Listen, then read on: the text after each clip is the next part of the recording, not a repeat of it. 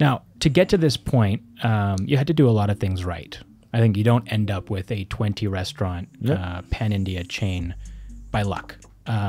Seems like you have a strategy, and I've actually heard you talk about this before, about this sort of three-pronged approach, these three different models. So maybe just walk me through that for people who might be interested in getting into this industry and avoiding some of the pitfalls early on by some insight from your side. So when it comes to franchising, all these years we were doing only the franchising thing. So post-pandemic, we have changed our business models because there were a lot of people who are coming to me saying that, sir, we have money, we want to start the business, but we don't have time to do that. I want to run a business with the team. So, and there are people who wants to invest but not ready to take a risk. Okay, obviously any business will have a risk. Okay, and the success rate in this restaurant industry is about only 30-40%. Okay, out of 100 restaurants, only 30-40 restaurants will sustain, and the other restaurants will shut it down. So there are multiple factors. People don't want to take a risk. So what we have done is we have created multiple business models, 3 business models in fact. The first one is the franchise model, which was already there from 2017 or 2018. And then we have 2 other business models, which is a investment model and the revenue model.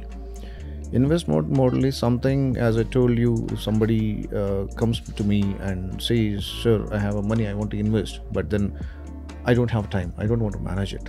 So what we does is, they will be investing in a restaurant, and we will be taking care of the entire operations.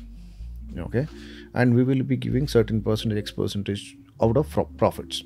For a limited, it's like a fixed return and a limited period of time. No. The investment, the entire investment will be done by the investor, and then we are the one who is going to be operating the restaurant as a company-owned outlet. And they take a perpetual, like we do our company-owned outlets, right? How we operate company-owned outlet, we operate the same way. Okay, but the investment is done by the investor. Okay, and out of whatever the profits that we make, so we give a chunk of percentage, X percentage to the investors indefinitely in a profit. Yeah, but for how long do they take that profit? So it initially makes an agreement of 12 years. Okay, so after 12 years, then we will revise that. Okay, so in the meantime, every 4 years or 5 years, you will have to keep upgrading the restaurants, renovating things. Those times, the investors will be pumping in the money back again, but that's not going to be a huge investment, just to because they've already recouped their investment. Yeah. So the other one is the revenue model. If somebody says that, sir, I invest money, but then I don't want to take risk. Okay, if the profit comes, then you give me the profits. What if the profit doesn't comes? Because you are not investing money, you are not going into losses. It is we going into the losses because I am the one who is investing money. So what we did is it's a revenue model. Whether we do profits or we don't do profits, we give a percentage, X percentage on a sale. Say for example, if you do a business 50 lakhs a month, we give some X percentage. Whether I spend 50 lakhs on food costing and overheads, if I don't make profit also, I'll have to pay that X percentage to the investor. That is one different business model. You guys are moving now into other countries. So you mentioned Thailand is potentially on the table there. Also Sharjah, very exciting. As a Canadian, we also, it's not very common to see a Canadian restaurant outside of Canada. I think the only exception is Tim Hortons, and that's not even Canadian owned anymore. Whereas American restaurant businesses, and mainly QSR, they are very good at expanding on a global level.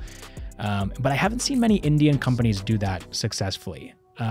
So I'm curious to know, how are you guys looking at this as a restaurant that could potentially have a very large global scope in the future? That I'm not sure. See, all these years, our business went unplanned. Okay, so we are going the way it is going. Okay, so even the Sharjah and this Pattaya thing also is not very much planned. We will have to go there. There's a lot of business. You go there, you set up a business. No, nothing like that. I mean, it is going in a way. Like last time when we visited there, so we see the Indian restaurants are doing tremendous business. Okay, being an Arabic restaurant, going back to Arabic country, okay, with a fusion mandi, which is not their thing. So we thought of kind of exploring how they accept us when we modify their own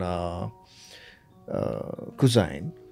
And of course it is not we keep it transparent. We are not telling that we are authentic Arabic. We are Indo-Arabic. Okay, we do a fusion out of it. And also we serve biryanis, authentic proper biryanis, where I have seen in Dubai, they say it's a biryani, but not really up to mark.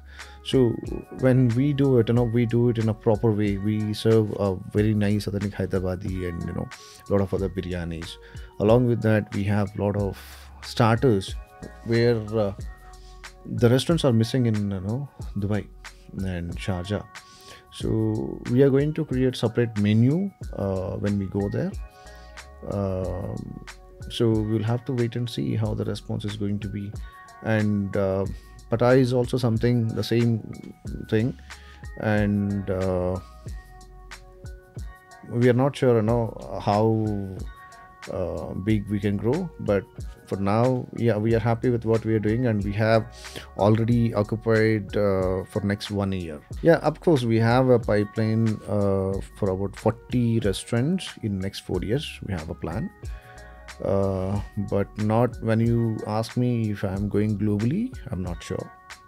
But yes, these two projects that we are going to do in next maybe 1 year, Sharjah and this Pattaya. Wow.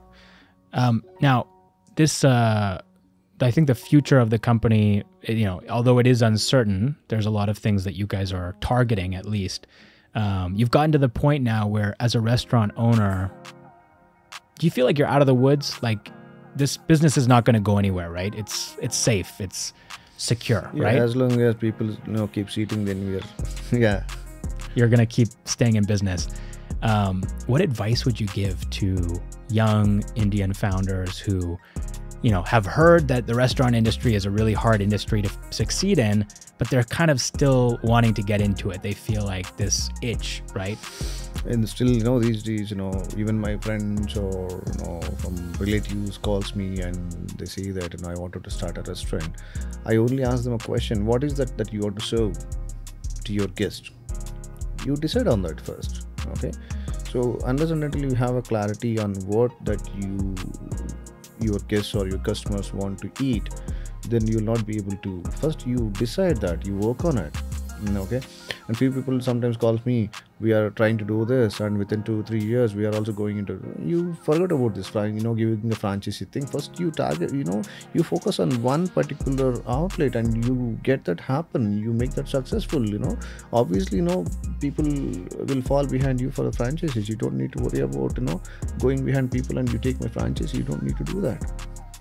How important is innovation in succeeding in the restaurant space? Because you guys started out with this. That's one of the key factor, I would say, because in this competitive world, you see restaurants are popping like mushrooms everywhere. If you don't do innovation, and if you are not doing innovation, you will be overtaken.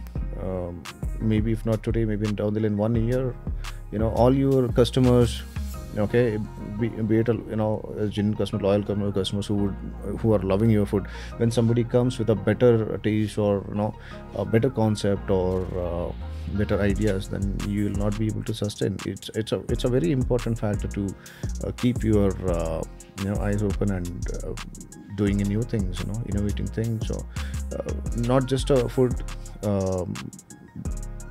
ways of serving food or giving an experiences, introducing new things. It's a key factor, one of the key factor, I would say.